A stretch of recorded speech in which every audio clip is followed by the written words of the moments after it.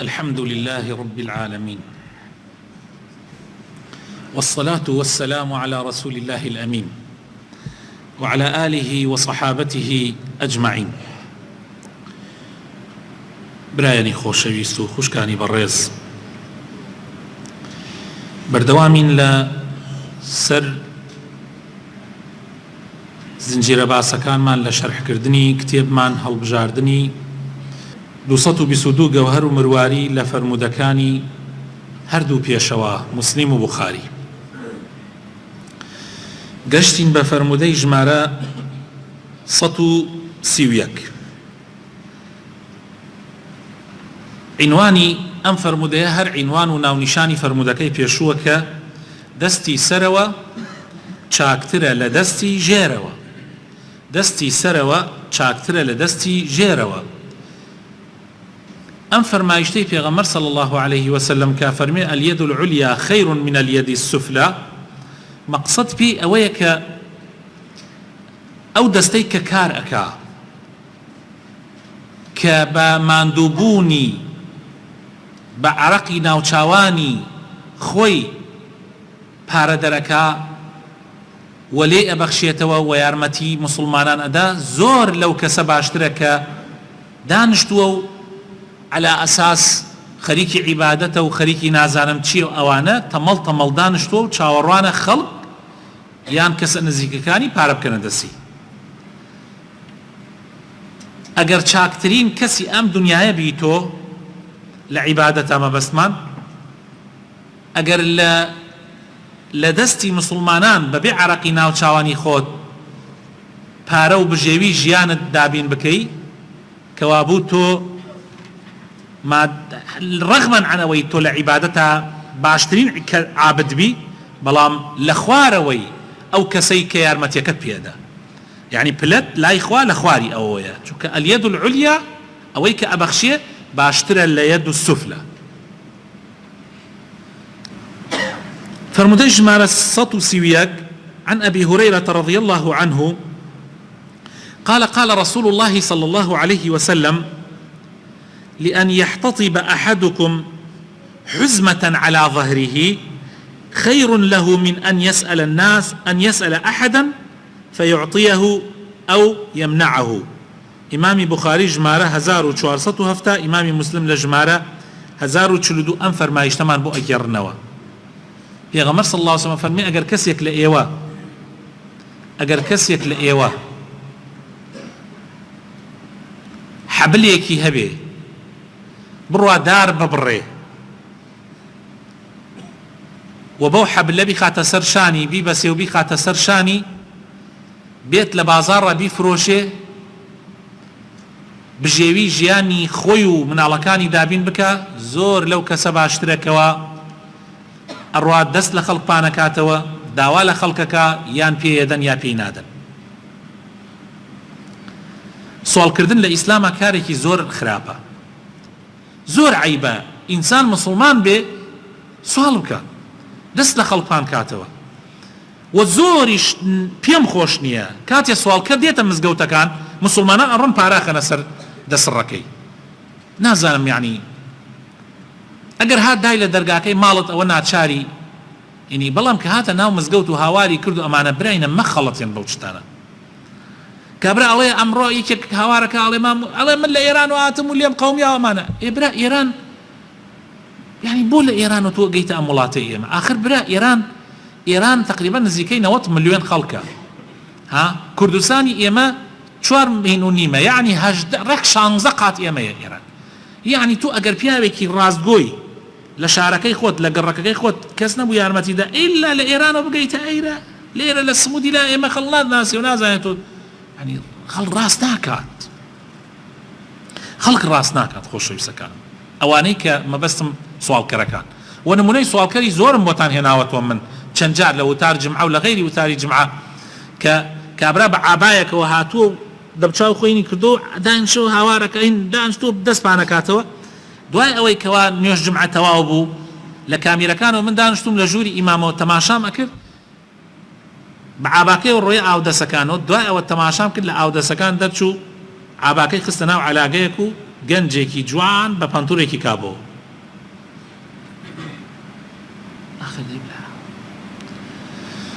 هەتاکە ئێمە ملەتێک بین هەم خەڵک بخەڵەتین هەم بەمان خەڵەتێن پێغەمبەری خوا صلی الله علیه وسلم فەرمێ ئیماندار لە دوو جار لە کونێکەوە پێوە نادرێ ئیماندار دوو جار لە کونێکەوە پێوە نادرێ ئێمە 1000 جار لە کونێکەوە پێوانە ئەدرێ هەر ئەم جارە پێمانە درێ ئینشەڵڵا ئەم جارەکەت پێمانە نادرێ هەم پێمانەوەدا هەم ئەڵێ ئەم جارە پێمانە نادرێ هەموو جارێ پێمانەوە درێ لا حول ولا قوة إلا بالله فرمودەی ژمارە 132 بەخشیندەیی پێغەمبەری خوا صلی الله عليه وسلم تەماشاکەن خۆشەویستەکانم ڕەسوول الله چەند بەخشیندەیە چۆن ئومەتەکەی فێرەکە بەخشیندە بن نەک سوالکەر بن أمتي إسلام أمتي بخشندية نك أمتي السؤالة تماشاك عن جابر رضي الله عنه قال ما سئل رسول الله صلى الله عليه وسلم شيئا قط فقال لا رواه البخاري 6034 ومسلم 2311 رسولي إخوة رسول الله صلى الله عليه وسلم محمد صلى الله عليه وسلم هەرگیز لە ژیانیە داوای شتێکی لێ نەکراوە هەی بوو بێت و گوتوێتی نا یعنی هەر کەسێ هاتۆتە لای داوای هەرچی کردو پێغەمبەری خوا صلی الله علیه وسلم پێی داوە کابرا هاتۆ وتێتی ئەی محەممەد لەو پارەم بەرێ کەوا مڵکی خۆت نییە مڵکی خوایە فەرموویەتی ئەو ڕانت بینیوە ئەو هەموو مەڕە لە بینی ئەو دوو دۆڵای وتێت ئەوە هەمووی بۆ تو کابرا وتی قەشمەریم پێکەی محەممەد فەرمووی نەوەڵڵا حاشا من پێغەمبەری خوام من قەشمەری بە هیچ کەسێک ناکەم هەمووی بۆ تۆ ئەڵێ کابرا هەر باوەڕی ناکرد دای لەبەر و بردی و حتا گەیشتە وڵاتەکەی خۆی هەر ئەگەیشت هەر کەسەوێت خۆتان بگەێنەوە پێغەمبەری کە لە فەقیری ناترسێ حتا ڕۆژێکیان ئەمەندە پارە و سەروئین هاتبوو بۆ بەیتولمالی مسلمانان بۆ خەزیێنە بۆ بەنق زۆر و پارەکە زۆر و پێغەمبەری خوا صلی الله علیه وسلم دوای نوێژنی مەڕۆ دەستی کرد بە دابەشکردن زەلام وابوو 4 جار پارەکەی بردە ماڵ و هەمە هاتەوە هەم داوایە کرد هەمەی داپی هەمە هاتەوە هەم داوایە هەمەی داپی تا هیچ نەما هیچ نەما لە بیری چوو شتێک بۆ خۆی بۆ ماڵەکەی خۆی کە لە ماڵە هیچ نەبوو شتێک بەشێک شتێک لەو خواردنەیە لەو پارێدانە بۆ ماڵەکەی خۆی لە بیری چوو دوای کە وتیان پێی وتیان ژنەکانی وتیان ئەی شتێک بۆ خۆمان هەر بری خۆن فەرمووی بۆ نەتان خستە بیرم وەڵڵا لە بیرم نەما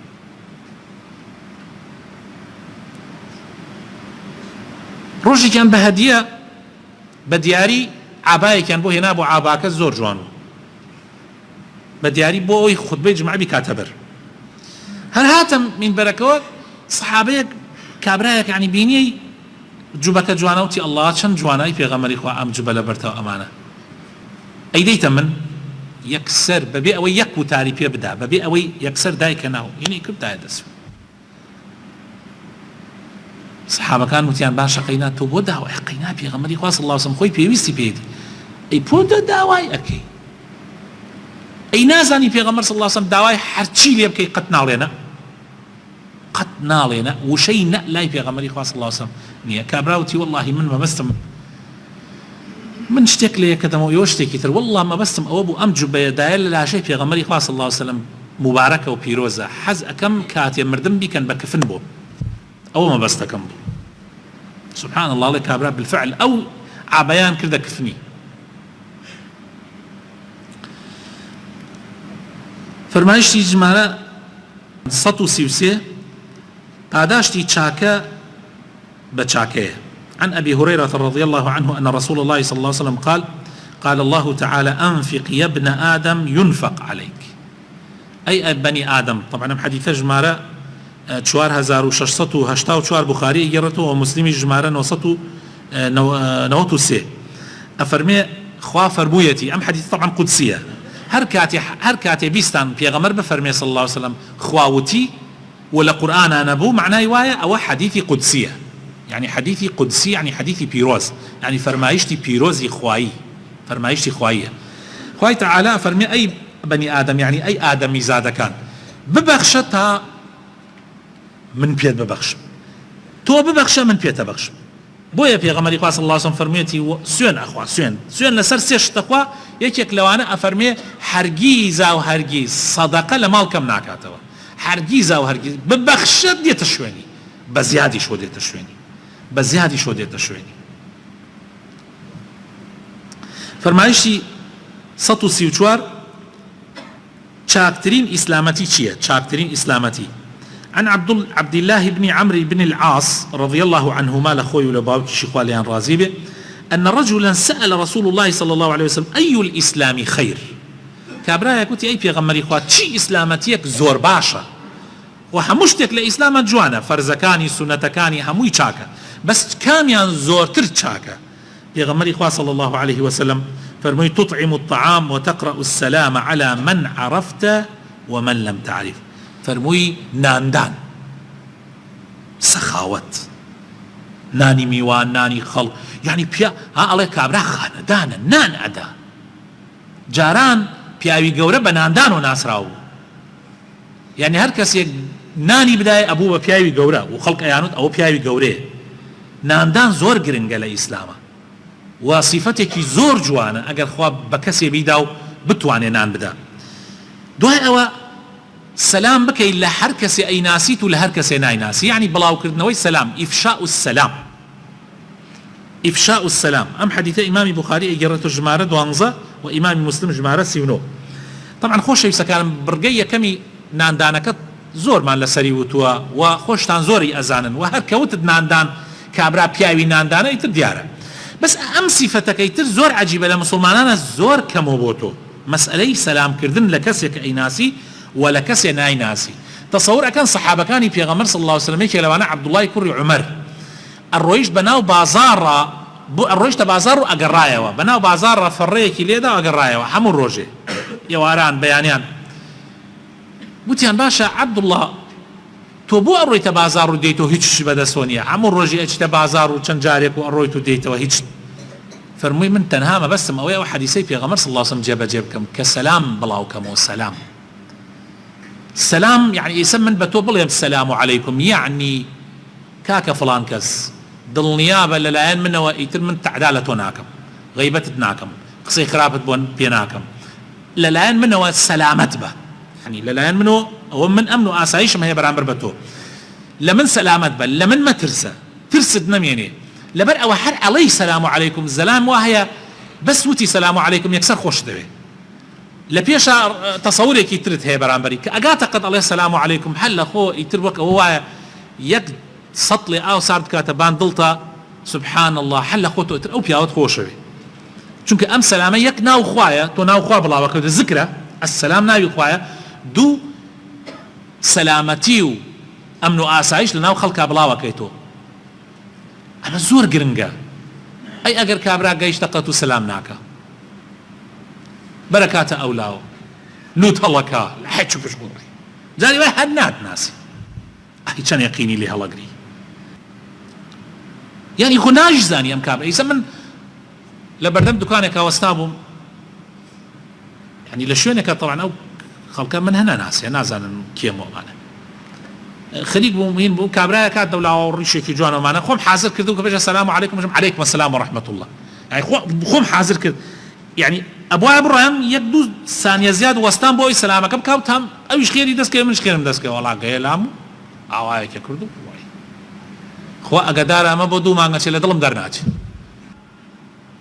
إخونا أجزانم كي ونحيج يعني هلا خو قين لدلتا دروسة بي باشا تو فير نكراوي إسلام فيري نكردوي پیغمبر فيري نكردوي باشا قينا بو سلام ناكي باشا خو پاريتي اچي جعلنا برا وخوش يسكانم امس سنتاني پیغمبر خاص الله صلى زور ضروره اما همان به وجيب جيب كي فرمايش جماره 135 مسلمان زور خورنيا عن أبي هريرة رضي الله عنه قال رسول الله صلى الله عليه وسلم طعام الاثنين كافي الثلاثة وطعام الثلاثة كافي الأربعة بخاري إجرته جمارة 5392 ومسلم جمارة 2058 للرواية إمام مسلم جابر للرجال جابر كري عبد الله وجرته أفرمت طعام الواحد يكفي الاثنين، طعام الاثنين يكفي الأربعة، طعام الأربعة يكفي الثمانية. برينا طبعا أم حديثة ككوتا حديثي أم درس معنا أمره يعني كلا جرنترين أحاديث كان في غمري خاص صلى الله عليه وسلم أمتك وافي ركا أمتي زغزلين بن أمتي قلوين بن تا أتوانن أمتي بن رشاقتي أنتيابي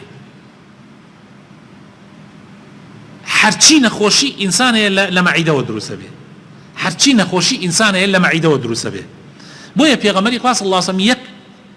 ترازوی کی بودا ناین او ترازو هر کسی جبجه بکا من دڵنیام نەخۆشی مەگەر خوا یعنی ناردە بێتی ویتر چار نەبێ کە خوا قەدەرێکی هات مەجالی تیان نییە ئەگینا نەخۆش ناکەوێت بە ئاسانی مەعیدەت بکەیتە سێ بەش بەشێکی بۆ خواردن بەشێکی بۆ خواردنەوە بەشێکی بۆ هەوا پێغەمبەر صلی الله علیه و سلم فەرمی مەعیدەت کە سێ بەشۆ بەشێکی بۆ خواردن بەشێکی بۆ خواردنەوە بەشێکی بۆ هەوا بەڵام ئێمە کە ئومەتی پێغەمبەرین صلی الله علیه و سلم ئەڵێن جارێکان با تێکەین تا پڕ ئەبێ ئاویش خۆی هەر لە خۆیەوە جێبێتەوە لە ناو مەعیدە شوێن خۆیە کاتەوە هەوایش خوا کەریمە تێگەی بۆیە زۆربەمان نەخۆشی زۆربەمان جسممان لە خۆی تێپەڕ هینی خۆی تێپەڕی کردو لە حەدی خۆی هۆکارەکەشی بۆ ئەوە ئەگەڕێتەوە کە ئێمە ئەم حەدیثەی پێغەمبەرمان صلی الله علیه و سلم ئیهمال کردو پێغەمبەری خوا صلی الله علیه و سلم لەم حەدیثەی ترا کە ئێستا عەرزم کردن ئەفەرمێ خواردنی موسڵمان خواردنی یەک نەفەر بەشی دوانەکە خواردنی نەفەری قەومێکی تر ئومەتێکی تر خەڵکانێکی تر لای مسلمان بۆ دوو کەسە خواردنی چوار بۆ هەشت کەسە یعنی بە کوردیەکەی و بە کورتیەکەی ئێمە زۆرخۆر نیمان ئومەتێکی زۆرخۆر نیمان ئومەتێکین بە قەدەرێکی پێویست ئەخۆین بۆیە وتراوە مەعیدە داء لكل بعیدە وعاء لكل داء وتیانە قاپێکە بۆ هەرچی نەخۆشی هەیە گەدە قاپێکە بۆ هەرچی نەخۆشی هەیە لەبەر ئەوە خۆشەویستەکانم حتا ئەتوانن ئەو میزانەی پێغەمبەری خوا صلی الله علیه وسلم جێبەجێ بکەن زیاد لە حەد مەخۆن و کاتێکیش ئەخۆن حساب بکەن بۆ خواردنەکانتان چی ئەخۆن شتێک بخۆن بە سوود بێ قازانجی هەبێ سنووری هەبێ هەموو شتێ من ناڵێم من طبعا لەگەڵ ئەو کەسانە نیم کە ئەڵێ فلانە شت مەخۆ فلانە مەخۆ ئەمە بخۆ ئەمە مەخۆ بۆ کەسی عادی یعنی قەزمان نەخۆش نییە کەسێ نەخۆش بێ شەکەرەی هەبێ پارێز بکەوە جیایە یا زەختی هەیە پارێز بکە جیایە بەڵام بۆ خەڵکێکی عادی من ئەڵێم لە هەموو نەوعی خواردنێک کە خوا حەڵاڵی کردووە بیخۆ بەڵام بە سنوور بە سنوورێک کە پێویستە ئەوەندەی کە زەرەری نییە ئیتر ئینشاء الله مەترسە يعني أم سنورك في غمري خوا صلى الله عليه وسلم دايناوا معيدة بكي تسيبا شو لا تصورك أن حديثك يا كم جاء نالي معيدة بكي تسيبا شو يا كم جاء علي چنتيكيك أخوين پشت ماني في الراس كينوا چنتيكيك أخوين پشت ماني في الراس كينوا يعني في غمر وافرمي صلى الله عليه وسلم دعاء أفرمي أجر هر كسي هر بينك هر حزي كر زيادة بخوا معيدة بكي بسيبا شو يعني خوي لا أصلا چنتيكيك بخوي تا پشتي في الراس كيتوا بەڵام دوای ئەوە ئەگەر هەر زانیت یعنی پێویست پێیەتی مەسەلەن کاسبیەکەی ئیشەکەی هیلاکە بیماندووە بی ئەمجا قەینا مەعیدەت بکە بە سێ بەشەوە بەشێکی بۆ خواردن بەشێکی بۆ ئاو بەشێکی بۆ هەوا بەس وەڵڵاهی ئێمە هەتا تەنانەت برادەرێک شتێکی نووسی بوو قسەیە زۆر جوانی نووسی وتی وەڵڵاهی عەجایبم دێ باشە بۆ ئومەتی ئیسلام لە ڕەمەزانانە ژەمێ خواردنی کەمەکە و ڕەمەزان جگە لەوەی لایەنی ڕۆحی و ئیمانی ئینسان ئەبێ ئیمانی بەرز بێتەوە بەس عەجایب لەوەی ئایا لە ڕەمەزانە ئێمە قەڵەوەوی ئیسە بۆ نمونەم 80 کیلۆبی لە ڕەمەزانە سەیرەکەی دوای ڕەمەزان سەیرەک بڕۆ خۆت وەزنکە بوویتە تا 85 کیلۆ باشە هۆکارەکەی چییە باشە خۆ ڕەمەزان بۆ ئەوەیە تۆ ژەمێکەم ببیتەوە تاوەکو وەزن بێتە تایب تاوەکو مەعیدەت ئیسراحەت بکە تاوەکو لاشەت ئیسراحەت بکە باشە ئێمە بۆ قەڵەوە ئەبین دیارە ئەو ڕۆژوە نییە کە ئێمە ئیگرین ئەو ڕۆژوە نییە کە ئێمە ئیگرین نوقسانیمان هەیە خەلەلمان هەیە کەم و کورتیمان هەیە لەوەکارم خوای تەعالا بخاتە ناوجوانەکانی خۆی ڕەحمەت پێ بکە هیدایەتمان بدە نووری ئیمان بخاتە دڵەکانمان و موفقمان بکە و سەرکەوتومان بکە لە ژیانمانە